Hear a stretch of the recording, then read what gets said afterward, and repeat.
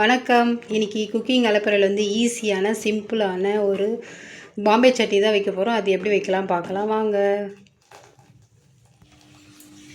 ஒரு 50 கடலைப்பருப்பு எடுத்து ஊற வச்சுருக்கேன். ஒரு 2 மணி நேரம் ஊறணும். இதில் ஊற வச்சுருக்கேன். இதை மிக்சியில் போட்டு இப்போ அரைக்கலாம். இது ரொம்ப மையம் அரைக்க தேவையில்ல, கொஞ்சம் குறன்னு இருந்தால் நல்லாயிருக்கும். கொஞ்சமாகவே போட்டாவே குழம்பு அதிகமாக வரும். கடலைப்பருப்பு குட்டி குட்டியாக இருக்கிறதுனால இது ஒரு 10 பல் பூண்டு எடுத்துக்கிறேன். 2 பச்சை மிளகா, சின்னதாக ஒரு துண்டு இஞ்சி, ஒரு துண்டு பட்டை, 2 லவங்கம், கொஞ்சமாக சோம்பு, இதெல்லாம் போட்டு நம்ம மிக்சியில் அரைச்சிக்கலாம். கொஞ்சம் குறன்னு அரைக்கணும். இது எப்படி அரைச்சிட்டு உங்கள்கிட்ட காமிக்கிறேன். இப்போ பாருங்கள், இந்த மாதிரி குறன்னு அரைக்கணும். பாருங்கள், இந்தமாரி அரைச்சாதான் நல்லாயிருக்கும் அந்த குழம்பு. இப்போ அரைச்சி வச்சதை ஒரு பாத்திரத்தில் ஊற்றிக்கலாம். கொஞ்சமாக தண்ணி ஊற்றி இந்த மிக்ஸி கழுவி இதில் ஊற்றிக்கலாம். நீட்டாக கட் பண்ண இந்த வெங்காயத்தையும் இதில் சேர்த்துக்கலாம். இது ஈஸி மெத்தடுங்க. இந்த குழம்பு பருப்பு மட்டும்தான் ஊற வச்சு அரைக்க வேண்டியது வரும். இதெல்லாம் ஈஸியாக செஞ்சிடலாம். ஒரு 2 வெங்காயம், பெரிய வெங்காயமாக 2 வெங்காயம் நீட்டாக கட் பண்ணி இதில் சேர்த்துக்கோங்க. கொஞ்சமாக மஞ்சள்தூள், ஒரு தக்காளி பொடியாக கட் பண்ணி வச்சுருக்கோம், அது இதில் சேர்த்துக்கலாம். இதில் பச்சை மிளகாலாம் போட்டு அரைச்சி வச்சுட்டுக்கிறோம், அதனால் கொஞ்சமாக மிளகாத்தூள் சேர்த்துக்கலாம். கல் உப்பு கொஞ்சம் சேர்த்துக்கலாம். போட்டு இதை மிக்ஸ் பண்ணிக்கலாம். தக்காளி இப்படி நசுக்கு நம்மளால் கசிச்சு விடுங்க.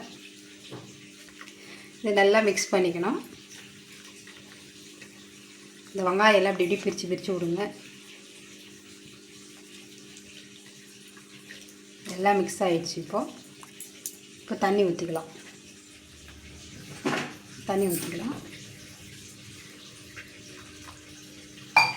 இது தண்ணியாக தான் இருக்கணும். இப்போ நம்ம குழம்பு கொதிக்கிறப்போ இது கட்டியாகிடும். இன்னும் தண்ணி ஊற்ற வேண்டியதாக இருந்தாலும் தண்ணி ஊற்றிக்கலாம். இப்போ தாளிக்கிறதுக்கு ஆயில் சேர்த்துக்கலாம். ஒரு 2 ஸ்பூன் எண்ணெய் சேர்த்துக்கோங்க. எண்ணெய் காஞ்சிடுச்சு. கடுகு சேர்த்துக்கலாம். கொஞ்சமாக சோம்பு சேர்த்துக்கலாம். கடுகெல்லாம் பொரிஞ்சிச்சு. கருவேப்பிலை சேர்த்துக்கலாம். இப்போ நம்ம குழம்புக்கு ரெடி பண்ணி வச்சதை இதை சேர்த்துக்கலாம்.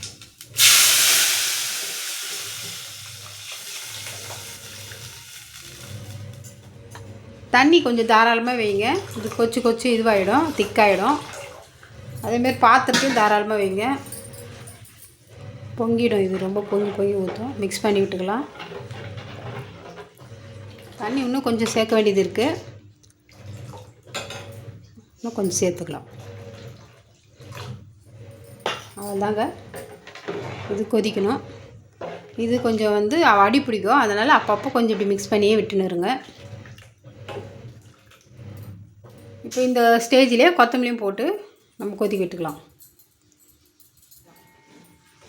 மிக்ஸ் பண்ணி விட்டுக்காங்க. இன்னும் கொஞ்சம் நேரம் பார்த்து காமிக்கிறேன். பாருங்கள், குழம்பு நல்லா திக்காகிடுச்சு. பாருங்கள், நம்ம எவ்வளோ தண்ணி ஊற்றணும். இப்போ அந்த தண்ணியெல்லாம் சுண்டி இது பாருங்கள். இந்தமாதிரி இந்த அளவுக்கு இருந்தால் தான் நம்ம நல்லா ஊற்றி சாப்பிட்றதுக்கு நல்லாயிருக்கும். தண்ணி எவ்வளோ ஊற்றினாலும் இது நம்ம பருப்பு அரைச்சி ஊற்றுறதுனால கொஞ்சம் திக்காகிடும். நல்லா குழம்பாயிடுச்சு. இப்போ நம்ம அடுப்பு ஆஃப் பண்ணிக்கலாம். இந்த குழம்பு நீங்களும் வச்சு பார்த்துட்டு எப்படி இருக்குன்னு எங்களுக்கு கமெண்ட் பண்ணுங்கள், லைக் பண்ணுங்கள், ஷேர் பண்ணுங்கள், சப்ஸ்கிரைப் பண்ணுங்கள். மறக்காமல் பெல் ஐக்கானை ப்ரெஸ் பண்ணுங்கள். தேங்க்ஸ் ஃபார் வாட்சிங்.